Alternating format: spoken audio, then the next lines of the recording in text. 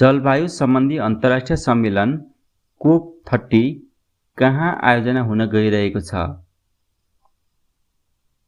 बाली इन्डोनेसिया, दार एस सलाम तान्जानिया, मोन्ट्रियल क्यानाडा वा बेलेम ब्राजिल? यसको सही उत्तर हो बेलेम ब्राजिल।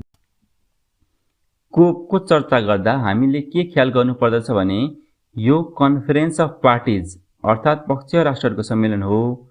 अहिले हामीले जलवायु परिवर्तन सम्बन्धी कोप 30 भन्नाले UNFCCC अर्थात् संयुक्त राष्ट्रसङ्घीय जलवायु परिवर्तन महासन्धिको पक्षीय राष्ट्रहरूको सम्मेलनका विषयमा चर्चा गर्दैछौँ।